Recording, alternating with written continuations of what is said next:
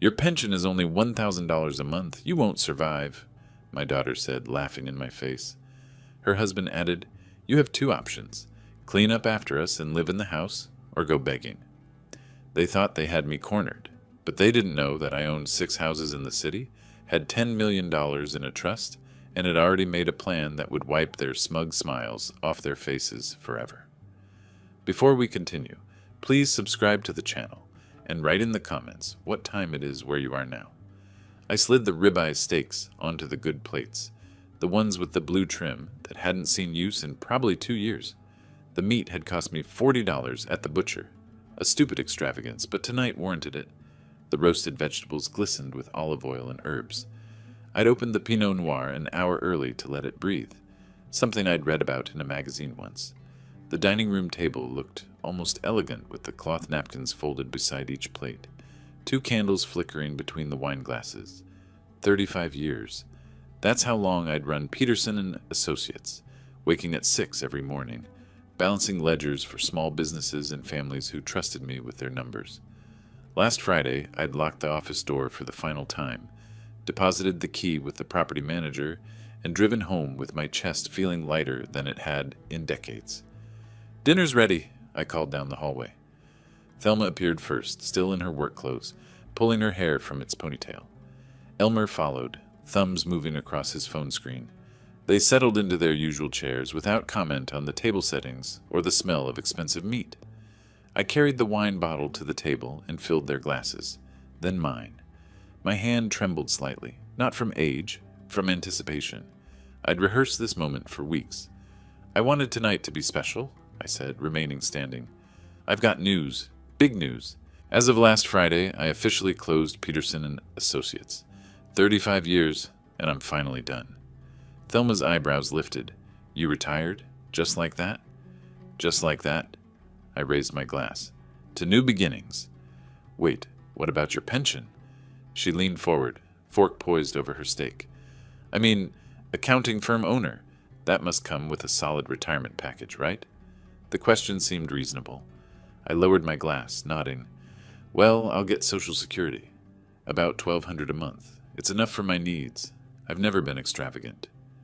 The words hung there for 3, maybe 4 seconds. Then Thelma's face changed. Not dramatically, just a subtle shift around her eyes and mouth. A small sound escaped her throat. Not quite a laugh, but close. Elmer looked up from his plate. 1,200? Monthly? That's right. Now Thelma did laugh, a sharp bark that made me flinch. Her hand flew to her mouth, but her eyes stayed cold, calculating. 1,200? Dad, my car payment is more than that. How do you expect to live on $1,200? I set my glass down carefully. The stem felt fragile between my fingers. I've always lived within my means. I don't need much. Guess you should have thought about that before shutting down your income source. Elmer cut into his steak, the knife scraping against porcelain. Most people plan for retirement. They don't just stop. Heat crept up my neck. I have planned. I've been careful with money my entire life. My expenses are low. I own my car outright. I don't... This is actually serious, Dad. Thelma's voice shifted, the laughter gone, replaced by something worse, pity mixed with annoyance. You can't survive on that. What about medical expenses, utilities, food, basic necessities? I manage fine. You manage because you live here. Elmer leaned back in his chair, arms crossing over his chest. Because we don't charge you rent. Don't make you split bills. On your own? 1,200 wouldn't cover a studio apartment in this city? The candles wavered. My steak sat untouched, cooling, the expensive meat I'd bought to celebrate congealing into gray fat. Across the table, they exchanged a glance, the kind of wordless communication married couples develop, a whole conversation in a single look.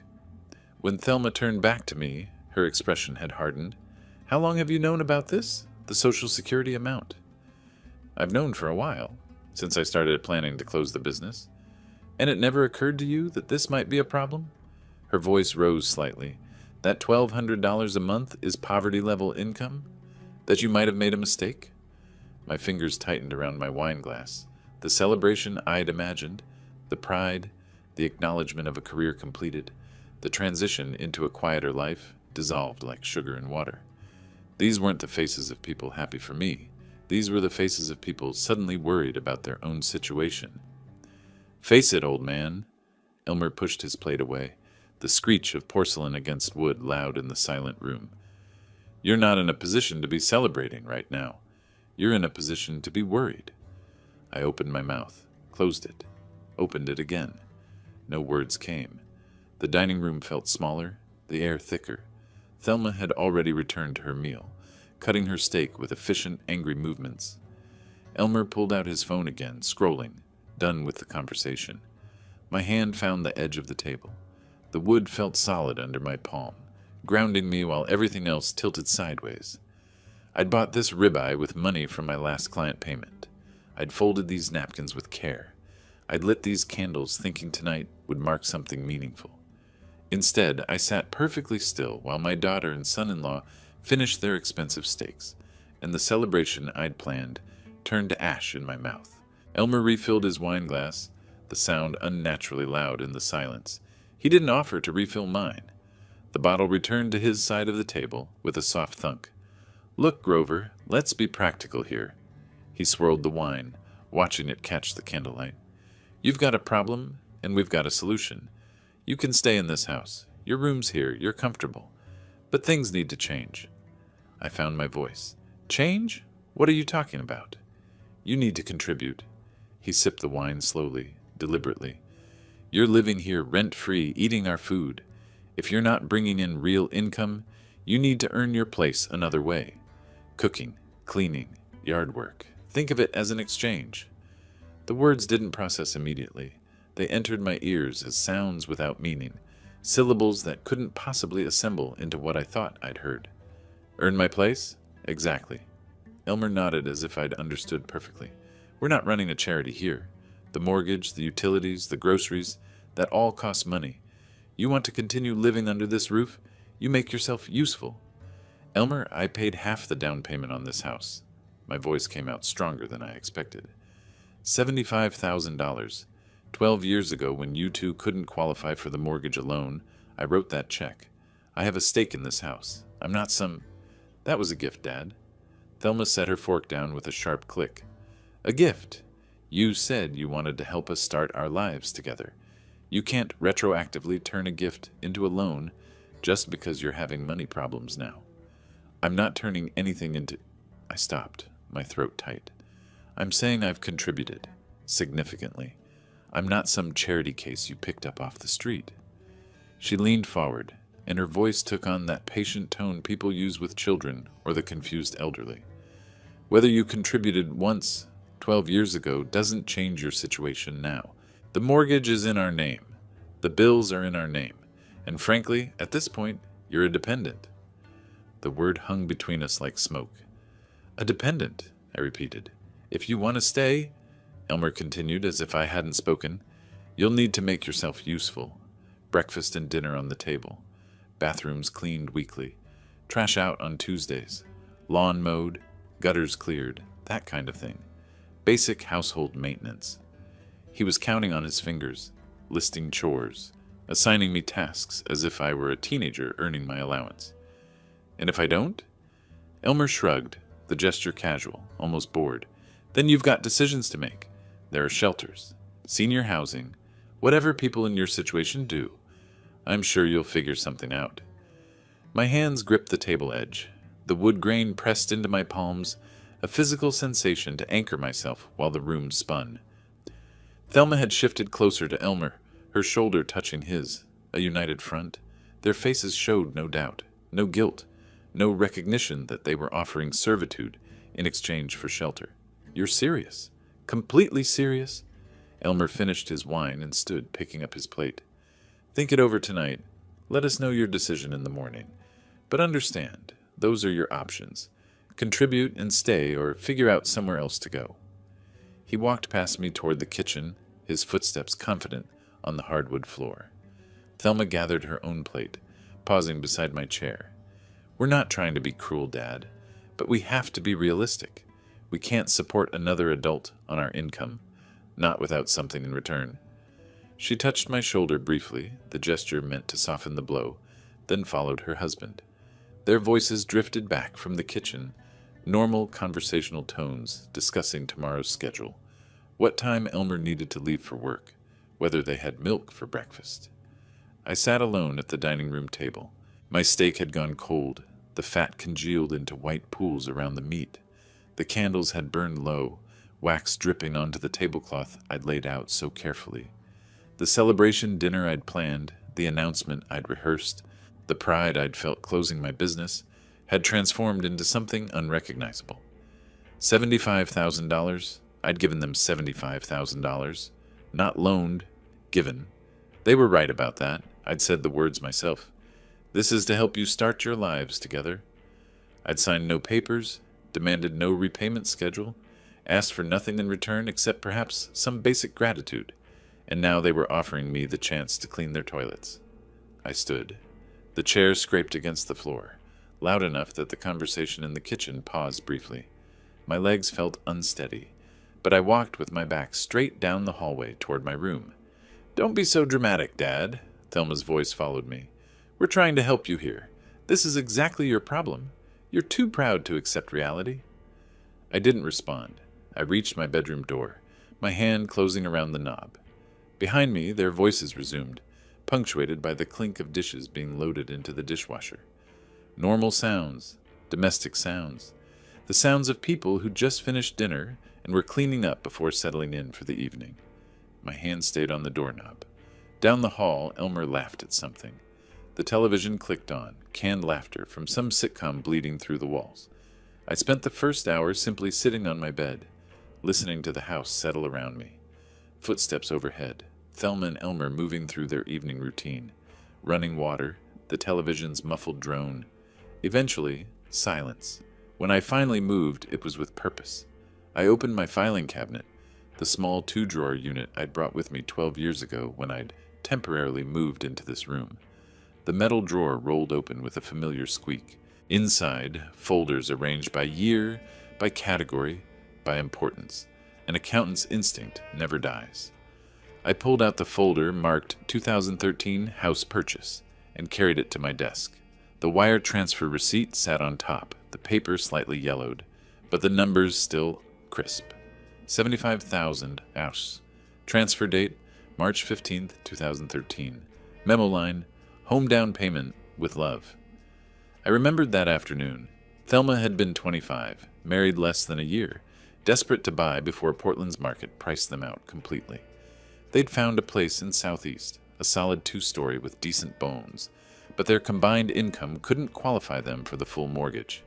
The bank wanted 30% down, $150,000 on a $500,000 purchase price. She'd called me crying. Not manipulative tears, or at least I didn't think so then. Genuine distress. "Dad, we found our home. Our actual home. But we're 50% short on the down payment, and by the time we save it, someone else will buy it, or the prices will go up again." I'd wired the money the next morning. At the closing, she'd hugged me so tightly I could barely breathe. "This means everything. You made our dream possible. I'll never forget this." I set the receipt aside and reached for another folder. 2018, Emergency Financial Assistance. Thicker than the house folder. Inside, copies of checks, bank statements, payment confirmations. $23,000 total, spread across 4 months. Elmer had lost his job. Something about downsizing, corporate restructuring, the usual bloodless corporate language for destroying lives. They'd missed 3 car payments. Repossession notices had arrived. Their savings account, according to the bank statements Thelma had showed me in panic, held $347. I'd written checks for both car loans, paid off 2 maxed credit cards they'd been using to cover groceries, given them breathing room to land on their feet. "You're a lifesaver, Dad. Literally. I don't know what we would have done." I pulled out a different folder. 2016, wedding. The invoices made a thick stack. Venue rental, $8,500. Catering, $12,000. Photography, $3,100. Flowers, $2,200. Bar service, $3,500. The total at the bottom of my accounting, written in my own neat hand. $30,000. She'd wanted a perfect day. The Pearl District venue overlooking the Willamette River. 200 guests. An open bar serving top-shelf liquor. A string quartet during the ceremony. I'd paid for all of it because a father only gets to see his daughter married once, or so people kept telling me. At the reception, she'd found me standing near the windows, watching the sunset over the river. She'd been radiant in her dress, slightly drunk, gloriously happy. "This is the most beautiful day of my life, and you made it happen. You're the best father anyone could ask for." My hands slowed as I reached for the last folder, the thin one, the one I'd deliberately buried under the others. 2019-2022, Timothy Medical. I made myself open it. Preschool tuition receipts. He'd gone to that Montessori place on Hawthorne.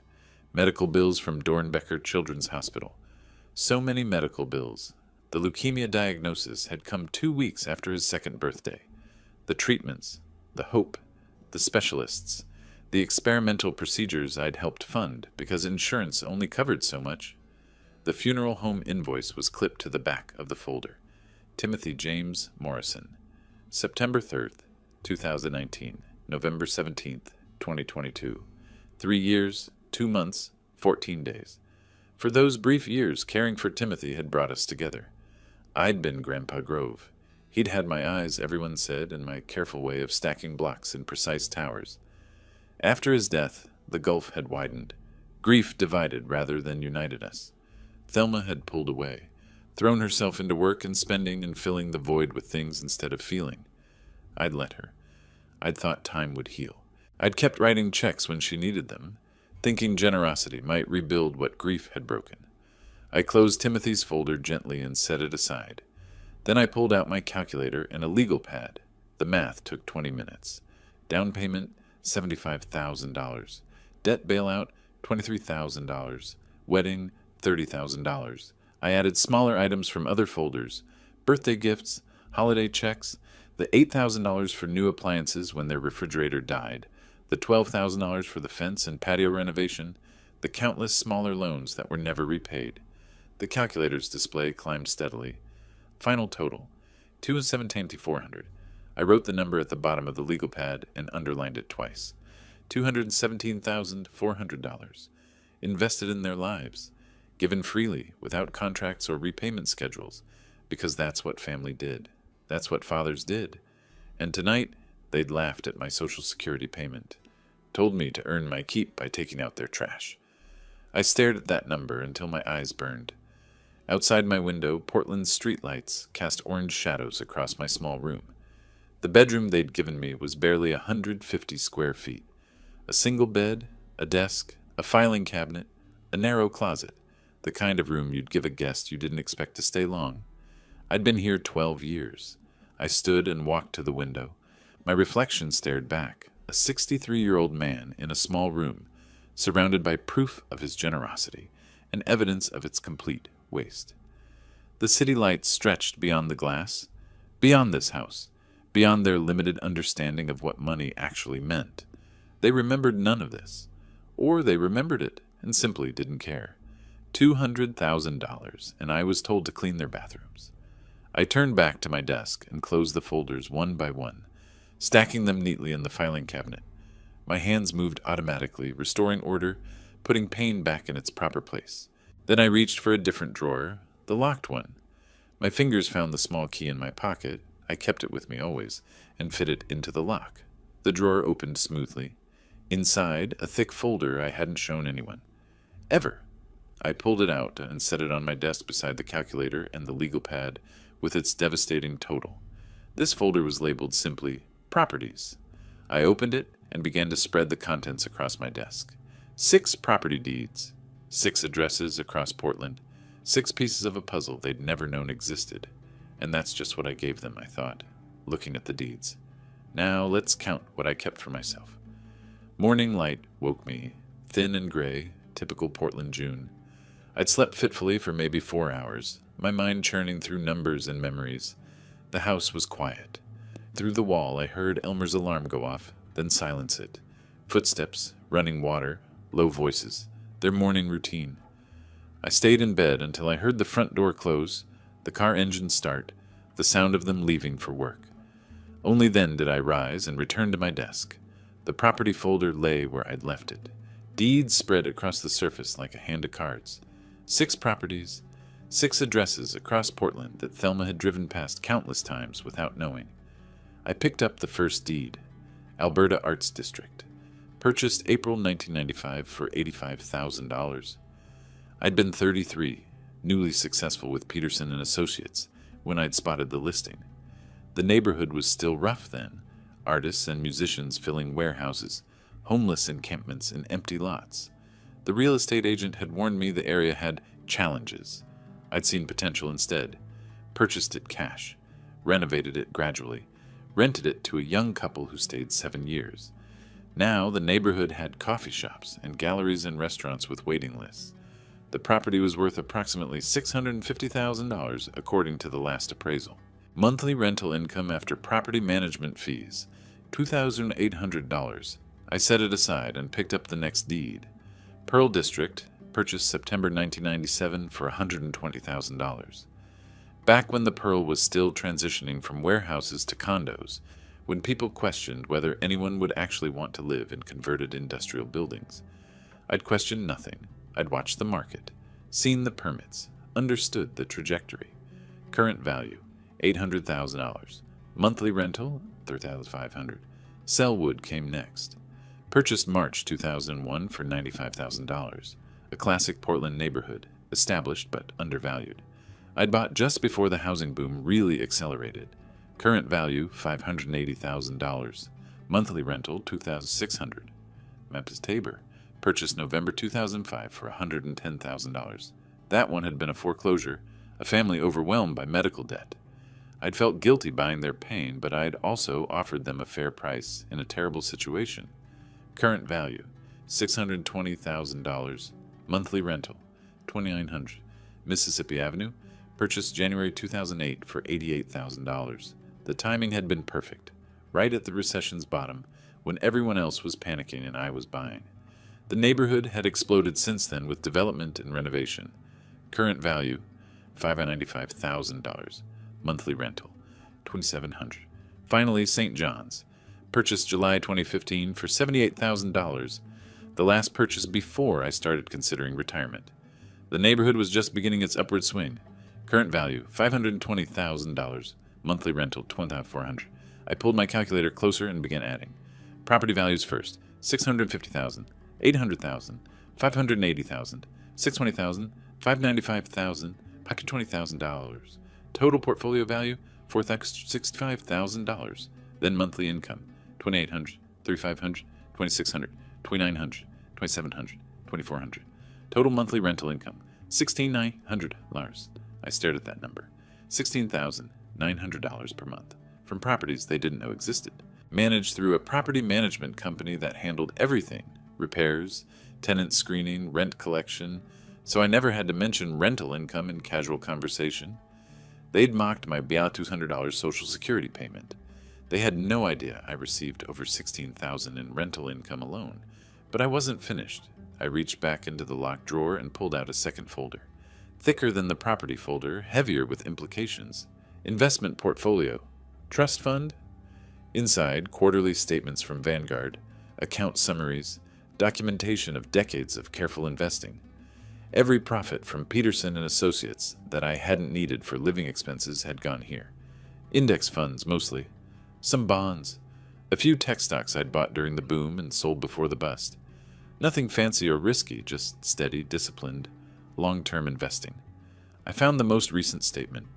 December 2024, 6 months ago. Account value, $10,507,328. $10.5 million, give or take, depending on the market's mood. I leaned back in my chair and looked at the numbers spread across my desk. Property portfolio, $4.2 million.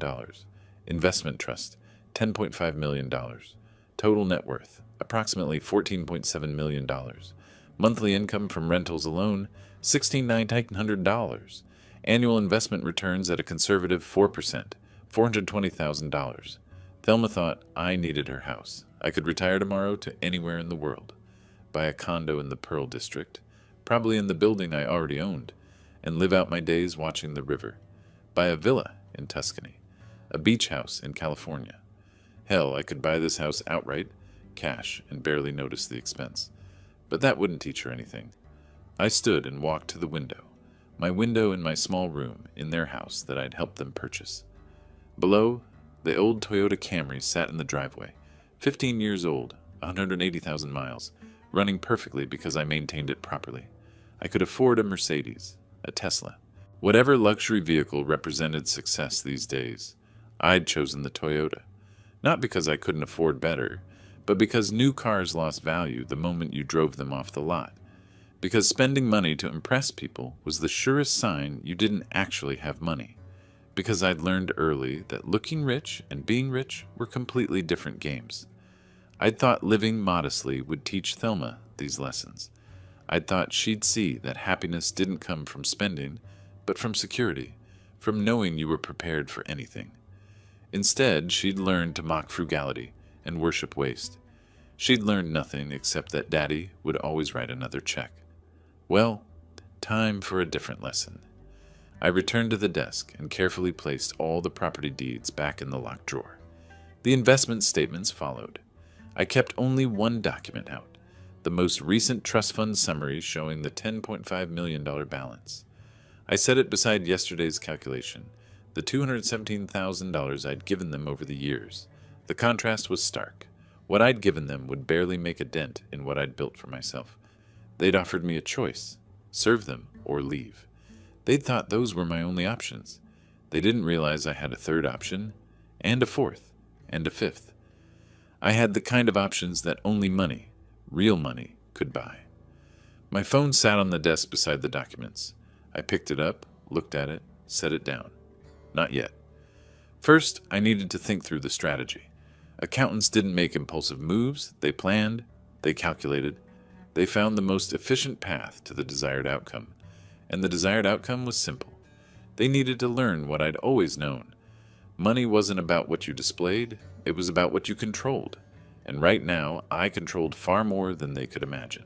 I locked the drawer again, slipped the key back into my pocket, and stood at the window watching morning traffic build on the street below. Somewhere out there, Thelma was in her office, probably complaining to coworkers about her burden of an elderly father. Somewhere, Elmer was at his desk, feeling smug about putting the old man in his place. Let them feel smug? Let them think they'd won. The best victories came when your opponent didn't realize they were already defeated. I spent the next 2 days researching attorneys. Not randomly, methodically, the way I'd approached everything in my accounting career. I needed someone who specialized in real estate disputes, particularly co-ownership conflicts and partition actions. Someone experienced but not so prominent, they'd be prohibitively expensive or unavailable for weeks. Robert Chen's name appeared in multiple searches. 15 years of practice, focused on property law, solid reviews emphasizing his direct communication style. I called his office on the morning of June 18th and scheduled a consultation for the following day. That evening, I prepared my materials.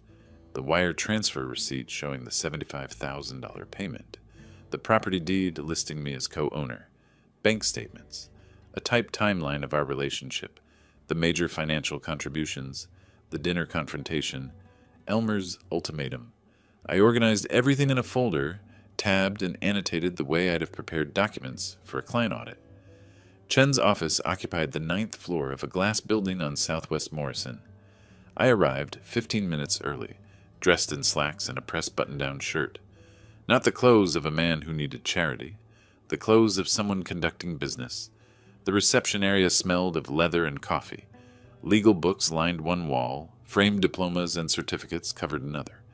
A young woman directed me to a conference room where Chen waited, reviewing something on his laptop. He stood to shake my hand, mid-40s, sharp suit, firm grip. "Mr. Peterson, please sit. Tell me about your situation." I laid out the folder and began methodically. The dinner, the mockery of my Social Security income, the ultimatum to serve them or leave, their dismissal when I reminded them about the down payment. Chen listened without interrupting, occasionally making notes on a legal pad. When I finished, he reached for the property deed. His pen tapped the page where my name appeared. "You're listed as co-owner with 50% interest, not as a lender, not with any notation about repayment terms. As an owner." "That's correct." "Walk me through the initial transaction. Was there a promissory note? A loan agreement? Anything in writing about repayment? Nothing. It was family help. I wanted them to qualify for the mortgage, so I contributed half the down payment. I assumed we all understood. That meant I had a permanent stake in the property. Chen nodded slowly. Without written loan terms, the $75,000 is legally a gift. You can't sue for repayment. He tapped the deed again. But this changes everything. You're not a creditor seeking repayment. You're an owner seeking to dissolve co-ownership. That's a completely different legal mechanism. What are my options? Partition action. Under Oregon law, when co-owners can't agree on property disposition, any owner can petition the court to force either a buyout or a sale. You have absolute legal right to demand they purchase your 50% share at fair market value, or the court orders the property sold and the proceeds divided. He pulled up something on his laptop, recent comparable sales in their neighborhood. Based on current market conditions, I'd estimate the property value at around $470,000. Your 50% interest would be approximately $235,000. The number settled into my chest. I'd paid $75,000 12 years ago, now worth $235,000. They'd lived there free of any rent payment to me, building equity on my investment, and told me to clean their bathrooms. We start with a demand letter, Chen continued. Certified mail, return receipt.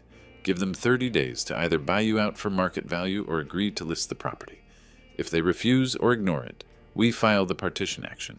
Most cases settle once defendants realize they can't win. How strong is the case? Very strong. Your name is clearly on the deed with 50% ownership. No judge will let them keep 100% of a property you half own. The only question is whether they buy you out or we force a sale. I sat back, processing. This was real. This was possible. I wasn't trapped. Chen's expression shifted slightly. Is there anything else I should know? Any other leverage or complications? I hesitated, then spoke carefully.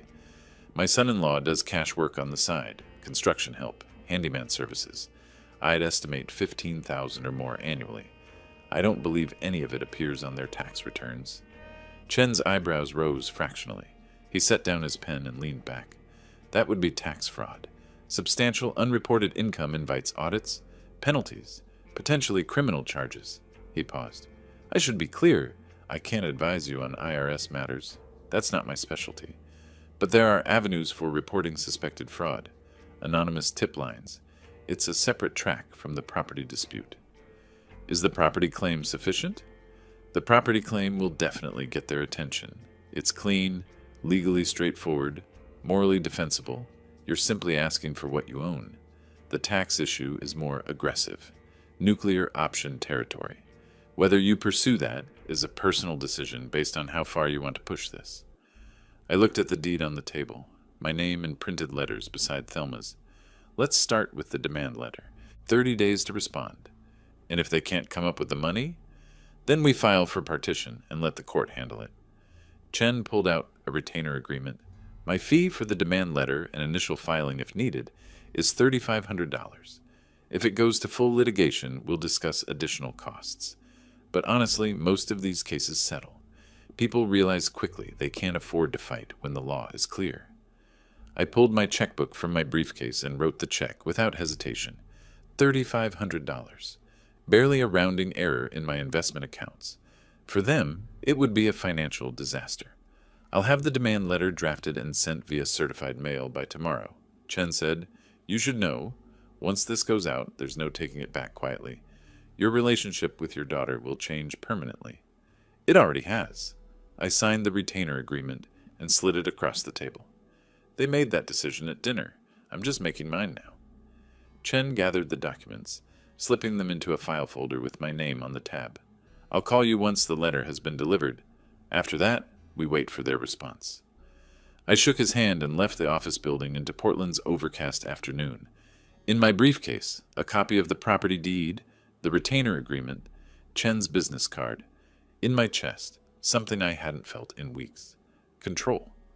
The next day, I moved into one of my Pearl District rental units. A tenant had just moved out, and I'd planned to list it again in July. Instead, I claimed it for myself.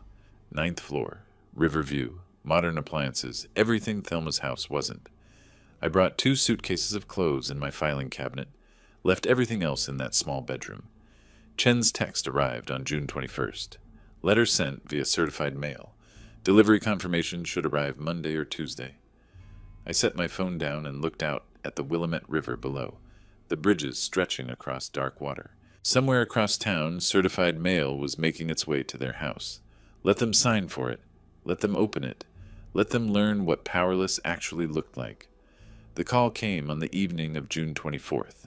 I was sitting in my new apartment with coffee and a book when my phone buzzed. Thelma's name on the screen. I let it ring 3 times before answering. "Hello, Thelma?" "What is this?" Her voice came out high and tight. "Why did we just get a letter from a lawyer? You're suing us?" "I'm not suing. Not yet. The letter is a formal notice that I'm exercising my rights as a co-owner of the property." "Your rights?" She was breathing hard. "That money was a gift. You said it was to help us start our life together." I kept my voice level. "If it was a gift, why is my name on the deed as a 50% owner? Gifts don't come with ownership stakes, Thelma. You can't just... We don't have $200,000? Where are we supposed to get that kind of money?" "That's not my problem. You have 30 days to figure it out. Buy me out at market value, or we sell the house and split the proceeds. Those are your options." The phone muffled. She was covering it, talking to someone. Elmer, probably. When she came back, her voice had shifted from panic to accusation. "This is because of dinner. Because we hurt your feelings. You're being petty and vindictive. You told me to leave or become your servant. I'm leaving, but I'm taking what belongs to me." "Dad, please!" Now she was crying. Real tears or strategic ones, I couldn't tell anymore. "We can talk about this. Come home. We'll figure something out." "Grover!" Elmer's voice sharp and angry. He'd grabbed the phone. "This is absurd. You're really going to do this? Take us to court over money you gave us years ago?" "I'm exercising legal rights. My name is on that deed. I own half that house. You made it very clear I'm not welcome there, so I'm cashing out my investment. We'll fight this. We'll get our own lawyer. We'll prove that money was a gift. You're welcome to hire an attorney. Mine says we have a strong case. But I should mention, legal battles are expensive. Very expensive. How much do you have saved for attorney fees?" Silence. Then, "Are you threatening us?" "I'm stating facts. You asked about my financial situation at dinner. You laughed at my Social Security check. Now you know the truth. I have resources. The question is, do you?" More muffled conversation. I heard Thelma's voice in the background, sharp with fear. Elmer came back on the line. "If you do this, you're dead to us. You understand that? You'll never see your daughter again." Something cold settled in my stomach, but my voice stayed steady. "I haven't really seen her for years anyway. Just someone who looks like her but treats me like hired help. Goodbye, Elmer." I ended the call before he could respond. The phone buzzed again immediately. Thelma calling back. I declined it. It rang again. Declined. Again. I turned off the ringer and set the phone face down on the table. Outside my window, Portland's evening lights were beginning to glow. The river reflected them in wavering lines. I picked up my coffee, cold now, and carried it to the kitchen to pour out. My phone screen lit up silently. A text from Thelma. "Dad, please, just talk to us. We can work this out." Another. "You're really going to make us homeless?" Another. "After everything we've done for you." I left the phone on the counter and returned to the window. 24 floors below, people moved along the waterfront paths. Cars crossed the bridges.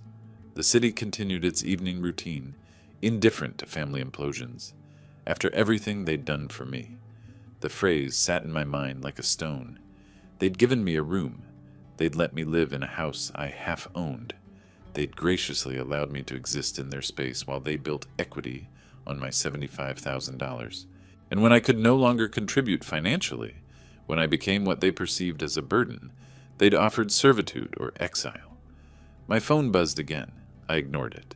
Across town, I imagined them in their house, my house, frantically Googling partition actions, reading legal forums, discovering that everything Chen's letter claimed was true, that any co-owner could force a buyout or sale, that they couldn't stop it without my agreement. I imagined them pulling out their bank statements, $12,000 in savings maybe, some retirement accounts they couldn't easily access, a mortgage with 18 years remaining, credit cards probably carrying balances from their comfortable lifestyle. $235,000. They couldn't raise it, not in 30 days, maybe not ever. They'd have to sell, or convince a bank to refinance with a massive cash out, which would require my signature, which I wouldn't give. They were trapped in a box of their own making, built from assumptions about my weakness and their strength. The phone stopped buzzing. Minutes passed in silence. Then a final text from Elmer. "You'll regret this, old man." I picked up my phone and typed a response. "The 30-day clock is ticking. Make your decision." Then I blocked both their numbers. I walked to my bedroom, my actual bedroom, not a marginal space in someone else's house, and opened the closet, empty except for the clothes I'd brought. In Thelma's house, my belongings still sat in that small room. I'd need to retrieve them eventually, but not yet. Let them sit there, a reminder of what they'd lost. I returned to the living room and finally opened my laptop, pulled up my bank accounts, my investment portfolios, the spreadsheets tracking my properties and their values, numbers glowing on the screen in the darkening room. $14.7 million, more than enough to see this through to whatever end it reached. They'd asked me about my financial situation, mocked my Social Security check, treated me like a beggar grateful for scraps from their table. The first move was always going to be the hardest, for them. I closed the laptop and stood at the window again, watching the city lights multiply in the growing darkness. 30 days. They had 30 days to find money they didn't have, to solve a problem with no good solution, to face consequences they'd never imagined. And I had 30 days to wait. They tried the banks first. Of course they did. Legitimate money from legitimate sources. I watched from my Pearl District windows as June turned to July, imagining their visits to loan officers, their carefully prepared explanations, their growing desperation with each rejection. I knew they'd fail before they started. Thelma called her bank on June 27th, made an appointment for the 28th. I didn't know this firsthand, obviously, but Chen had ways of learning things. Portland's legal community talks. Their cheap attorney would eventually tell us the story in court filings, and some details I simply extrapolated from knowing them, from understanding their limited options and dwindling time. They needed $235,000. Their savings account held maybe $12,000. Their first stop, the credit union where they'd gotten their mortgage 12 years ago. The loan officer reviewed their application with sympathetic professionalism. Combined annual income, approximately $120,000. Current mortgage balance, $280,000. 2 car loans, credit card debt. The officer's calculator clicked through the numbers. Debt-to-income ratio, 43%. Most lenders capped approval at 36%. "I understand this is urgent," she told them, "but with your current debt level and credit history, we can't approve a loan of this size." Elmer tried to argue.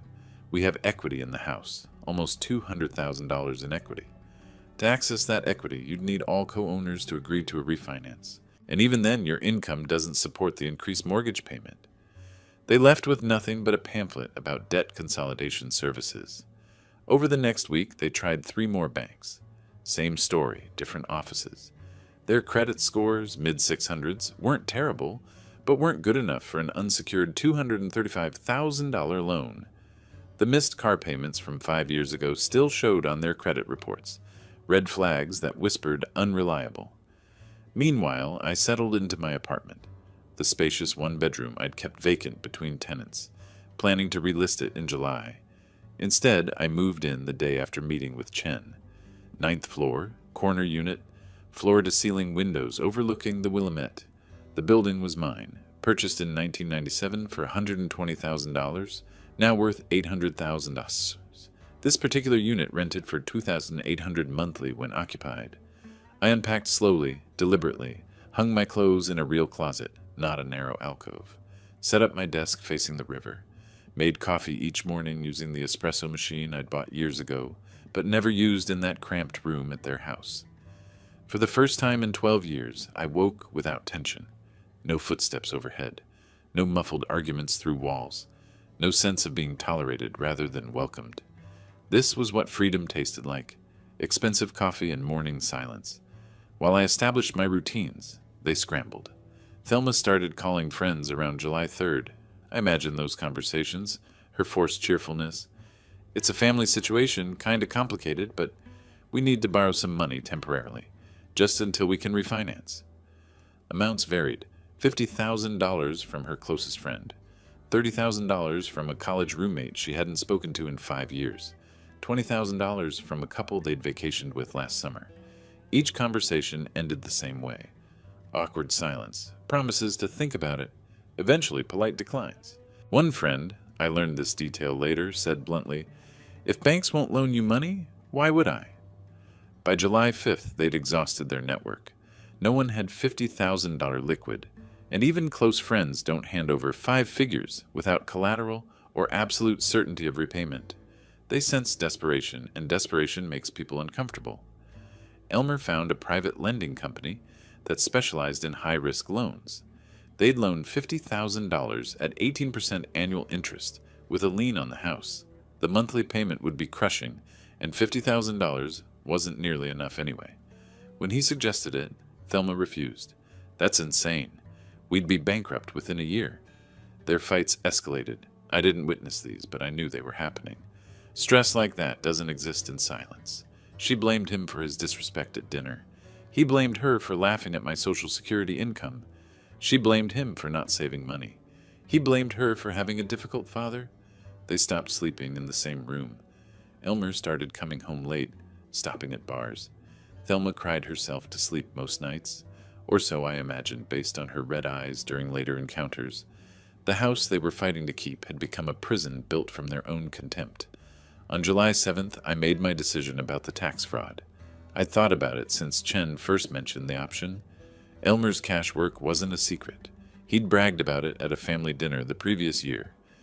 "Beating the tax man," he'd called it, laughing about the handyman jobs he did on weekends, the cash payments that never appeared on tax returns. I'd said nothing at the time, just filed the information away. Now I retrieved it. The IRS website had a form for reporting suspected tax fraud. Form 3949A, Information Referral. I downloaded it, filled it out methodically. Name, Elmer Hayes. Address. Estimated unreported income, $15,000 annually for the past 3 years, possibly longer. Nature of income. Cash payments for construction and handyman services. Basis for knowledge. Personal observation over multiple years. I printed it, signed it anonymously, addressed an envelope with no return address, drove downtown to a postal box 2 miles from my building, not the one in my lobby, and dropped it in. The metallic clang of the mail slot closing had a finality to it. The second strike deployed. Now I just had to wait for it to land. By July 10th, they'd been searching for 2 weeks. They had 20 days left on Chen's 30-day deadline. Every legitimate option had been exhausted. Every bank had said no. Every friend had declined. The predatory lender wanted terms they couldn't afford. They sat at their dining table, the same table where they'd mocked my retirement dinner, surrounded by rejection letters, loan applications, credit card statements. A calendar on the wall showed days crossed off in red marker. July 24th circled deadline. I stood at my window that evening, coffee in hand, watching the city lights reflect off the river. Somewhere across town they were panicking. Here I was calm. The first 2 weeks had been hard for them. The next 2 would be worse. The IRS letter arrived on July 11th. Certified mail, return receipt required. Elmer signed for it mid-morning, saw the return address, Internal Revenue Service, and his stomach dropped. You don't get certified letters from the IRS unless something's wrong. He tore it open. Thelma read over his shoulder. You have been selected for examination of your federal tax returns for years 2022, 2023, and 2024. Specifically, we are investigating potential unreported income from cash payments received for services rendered. You are required to provide documentation of all income sources, including bank statements, receipts, client lists, and proof of reported income. Failure to comply will result in penalties and potential criminal charges.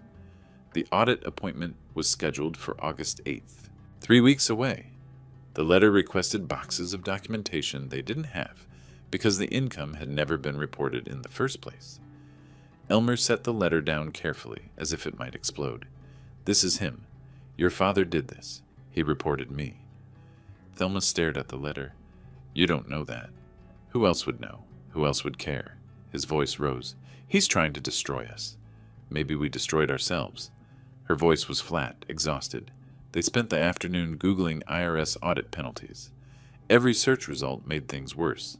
Unreported income penalties, 20–40% of the unreported amount, plus the taxes owed, plus interest. If Elmer had failed to report $15,000 annually for 3 years, $45,000 total, the taxes owed would be around $8,500. Penalties and interest, another $3,500 minimum. Total bill, approximately $12,000. Money they absolutely did not have, on top of the $235,000 they also did not have. Elmer slammed his laptop shut. We're being attacked from 2 directions. Because we earned it, Thelma said quietly. We earned every bit of this. On July 14th, Thelma decided to visit her father. She couldn't stand waiting anymore. Couldn't stand the silence. She needed to see him to try one last time to make him understand. She found his address on Chen's letterhead, the return address on the demand letter, Southwest Naito Parkway, Pearl District. She drove there that afternoon, parked on the street, and looked up at the building. Glass and steel, modern architecture, the kind of building with a doorman and controlled access. She checked the address again. This couldn't be right. Her father wouldn't live here. He couldn't afford to live here. But the intercom directory listed G. Peterson for Unit 904. She pressed the button. Hello? His voice calm and unsurprised. Dad, it's me. Can I come up? A pause. Then, 9th floor. The elevator was mirrored stainless steel, smooth and silent. It opened directly into his apartment. Upscale buildings did that. 1 apartment per floor in the corners. She stepped out and stopped. The space was enormous. Open floor plan, kitchen with granite counters and expensive appliances, living area with leather furniture, floor-to-ceiling windows spanning 2 walls. The view stretched across the river to the bridges and mountains beyond. Her father stood by the kitchen counter, calmly preparing coffee. How? She couldn't finish the question. How long have I lived here? He poured water into an espresso machine. I moved in after our last conversation. It's one of my properties. One of your properties? I own the building. He pressed a button. The machine hissed. I own 6 buildings across Portland, actually. This is just one of them. She walked to the window, needing something to ground herself. Below, people moved along the waterfront paths. The city continued its routines, indifferent to her world-shattering. You said, at dinner, you said Social Security was $1,200 a month. You let us think. I told you my Social Security amount. That's accurate. He poured espresso into a small cup. I never said it was my only income. You assumed I was poor because I lived modestly. That assumption was yours, not mine. But why? Why live in that tiny room if you could afford... She gestured at the apartment. He handed her the espresso.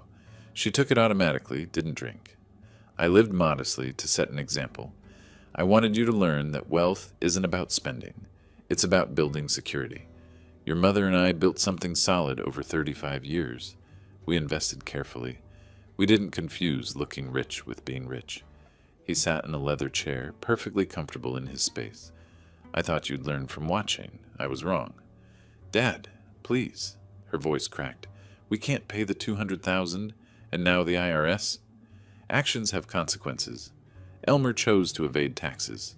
That's on him. Did you report him? He met her eyes. Would it matter? The unreported income exists. Whether someone reported it or he got randomly audited, the result is the same. He broke the law. We're going to lose everything. You'll have your half of the proceeds, about $235,000.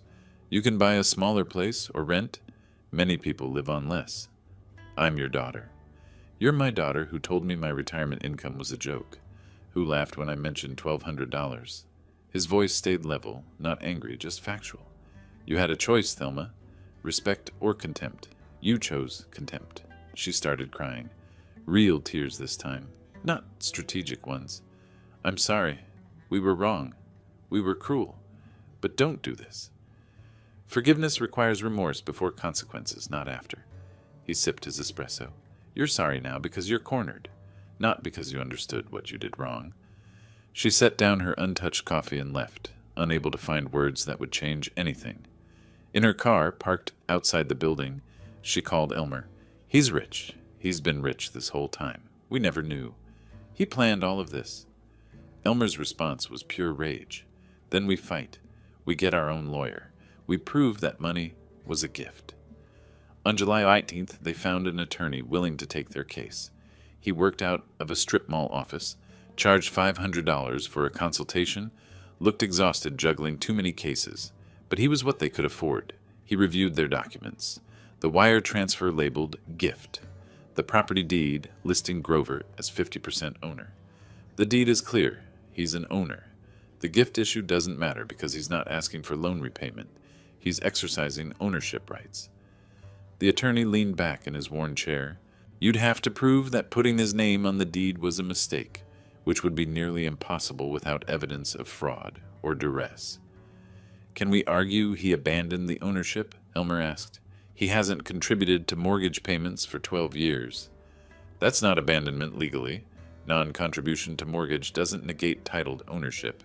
This will cost you several $1,000s and you'll likely lose. But if you want to file a response. They paid him $2,000 they didn't have, maxed another credit card. He drafted a response arguing undue hardship, claiming the $75,000 was a gift, suggesting Grover had abandoned his interest through non-payment. It was weak and they knew it. They filed the response on July 23rd, one day before the deadline expired. Chen called me that evening.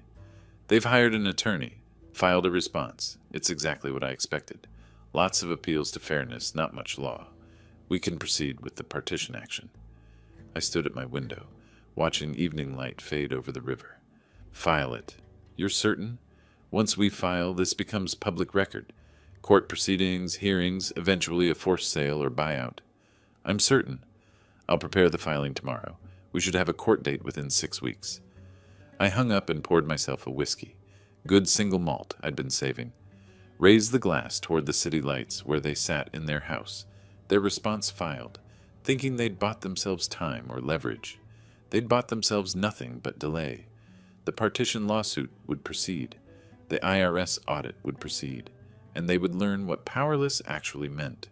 The second strike had landed. Now came the endgame. The courtroom was smaller than I'd expected. Multnomah County Circuit Court, 4th floor, Judge Patricia Morrison presiding, wood paneling, fluorescent lights, the seal of Oregon mounted behind the bench. Thelma and Elmer sat with their attorney at one table, Chen and I at another. When Judge Morrison entered, we all stood. She was perhaps 50 efficient movements, reading glasses on a chain. Please be seated. Case number 25, the CV 8847, Peterson versus Hayes and Morrison. This is a petition for partition of real property.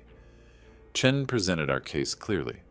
I was a titled owner seeking partition under Oregon Revised Statutes, Section 105.405. The property deed admitted as evidence showed my name with 50% ownership interest. The property, a single-family home, couldn't be physically divided. Therefore, judicial sale was the appropriate remedy. Their attorney tried, argued the original $75,000 was a gift, that I'd abandoned my interest through 12 years of non-contribution to the mortgage. His voice carried that particular strain of knowing your argument is weak, but being professionally obligated to make it anyway. Judge Morrison barely glanced up from the documents. The deed is clear. Mr. Peterson is a titled owner. Oregon law does not require co-owners to contribute to another owner's debts. Non-payment of the mortgage is irrelevant to ownership status. She made a note. The defendants have 45 days to purchase the plaintiff's 50% interest at fair market value, as determined by court-ordered appraisal. Failure to do so will result in judicial sale with proceeds divided according to ownership interest. Court is adjourned. The gavel came down. Final. Official. Absolute. I saw Thelma flinch at the sound. Outside the courthouse, their attorney mumbled condolences. I'm sorry. I told you the legal position was weak. They stood on the courthouse steps, midday sun harsh on their faces. Thelma was crying. Elmer's jaw worked like he was chewing something bitter. I walked past them to where Chen waited. The appraisal will confirm value around $470, Chen said. Your share, $235,000. They have until September 10th to pay, or the house goes to auction. Thank you, Robert. I drove back to Pearl District and made coffee, stood at my window watching the river. Somewhere across town, they were realizing 45 days was just as impossible as 30 had been. The next week, Elmer found a lending company. Not a bank, a hard money lender specializing in desperate situations. They offered $50,000 at 18% annual interest, secured by second mortgage. I learned this later, when the documents became part of the court record. Elmer signed.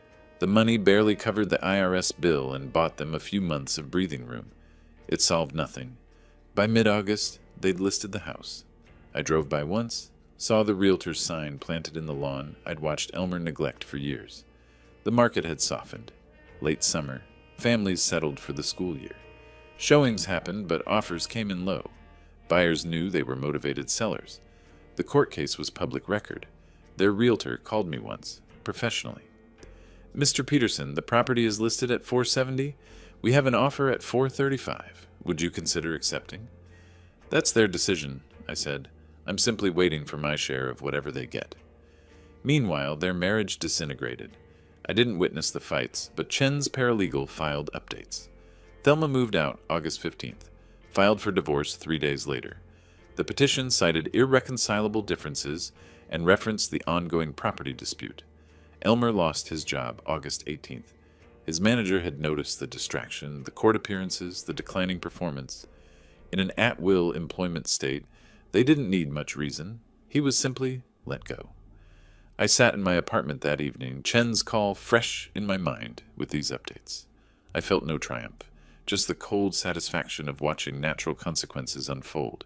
They'd built this collapse themselves, brick by brick, starting with that dinner where they'd laughed at my retirement. August 20th. Their realtor called again. "We have an offer at $455. I recommend they accept. The market isn't improving, and they're running out of time." They accepted. The mathematics were brutal.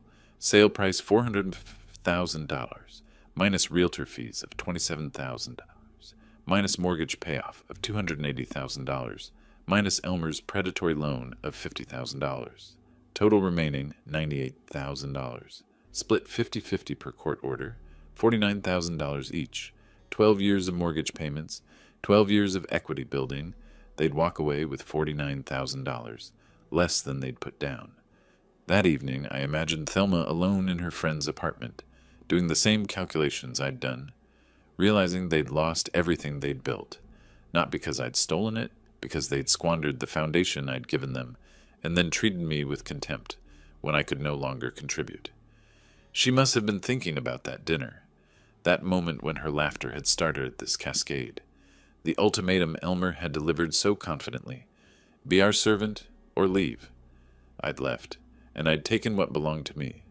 I poured whiskey that night, not in celebration, but in acknowledgement. The legal system had worked. Justice had been served. They'd learned what powerless actually meant. But I felt older than 63, tired, vindicated, but not victorious. The next morning, my phone rang. Thelma's number, one I hadn't blocked because I'd known this call would eventually come. I let it ring 3 times before answering. "Hello, Thelma?" "Dad." Her voice was small, fragile. "Can I come see you? Just me, not Elmer. I need to talk." I stood at my window, coffee in hand, watching morning light on the river. Behind me, my apartment was quiet. Ahead, a decision: allow this conversation or refuse it. "Tomorrow afternoon," I said. 2:00.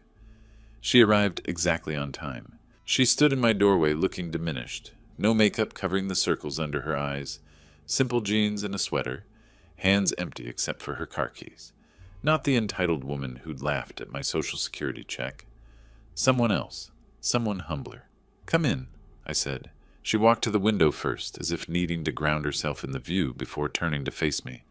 When she did, her eyes were red but dry. I don't know how to start, except to say I'm sorry. She sat on the edge of my couch, back straight, hands folded, for the dinner, for laughing, for treating you like you were disposable, for years of taking your help without gratitude, without ever asking what it cost you.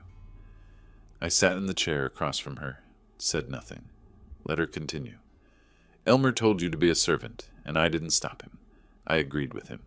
I treated you like a burden instead of my father." Her voice caught. For years I took your money. The down payment, the wedding, paying our debts, Timothy's care. I took and never said thank you. Never asked what you sacrificed to give us those things. She wiped her eyes with the back of her hand. You tried to teach me about money, about respect, about values. You lived modestly to show me something, and I thought you were just poor. I never understood you were wise. I wasn't a good daughter, Dad. I used you as a wallet. I didn't love you the way you deserved. The tears came then, but she didn't look away. I don't expect forgiveness. I don't expect help. I just needed you to know I finally understand. I'm sorry.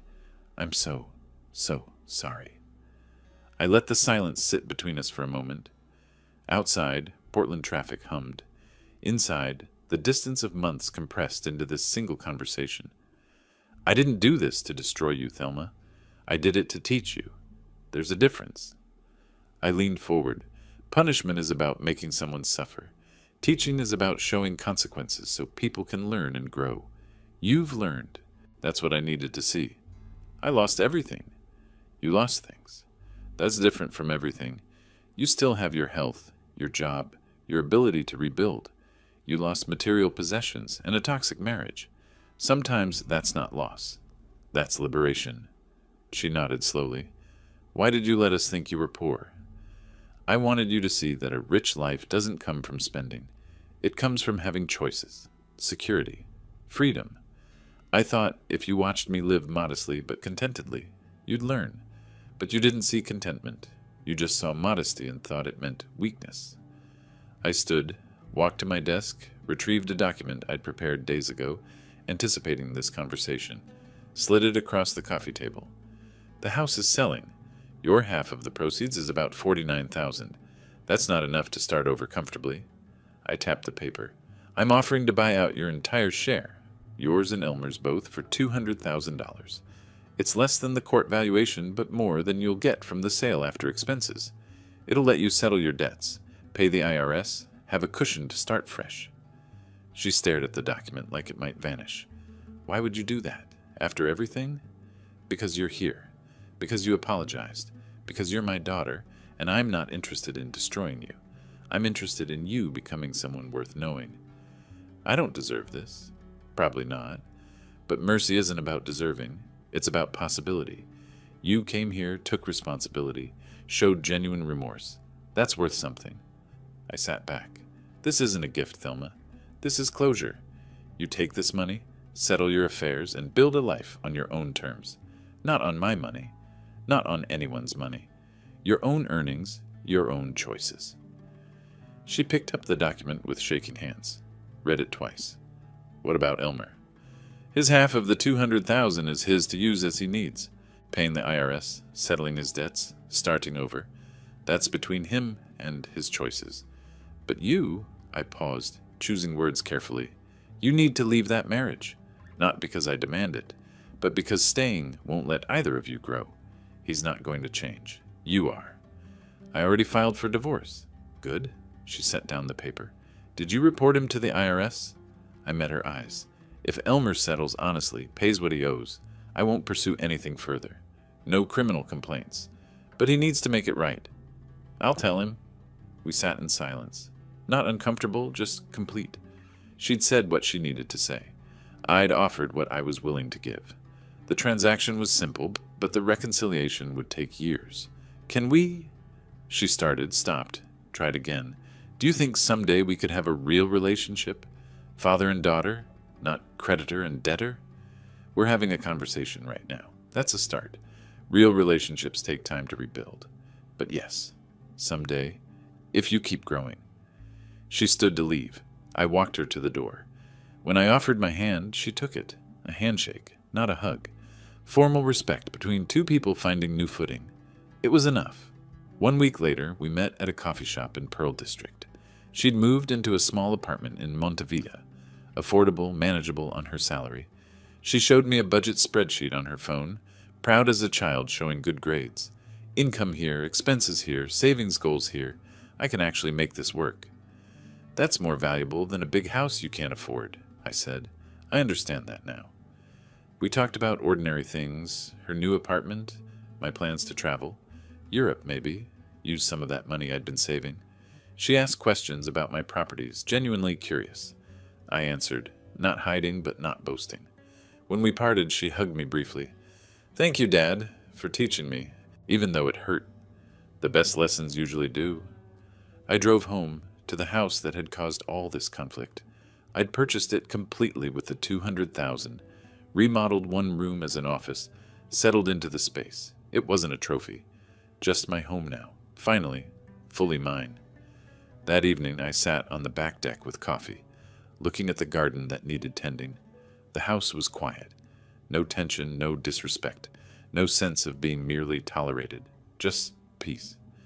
I thought about the journey, that dinner in June, the mockery, the ultimatum, the long months of legal maneuvering and watching them collapse under the weight of their own choices. I'd reclaimed my dignity. That was the point. Not the money, not the house, not even the lesson, though that mattered too. At 63, I'd learned something myself. It's never too late to stand up, to demand respect, to refuse to be diminished. I'd spent most of my life building security for others.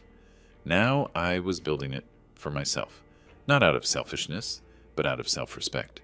The most important lesson I'd taught wasn't about money or property. It was about dignity. And at 63, I'd finally reclaimed mine. If you like this story, please like this video, subscribe to the channel, and share your impressions of this story in the comments. To listen to the next story, click on the box on the left. Thank you for watching.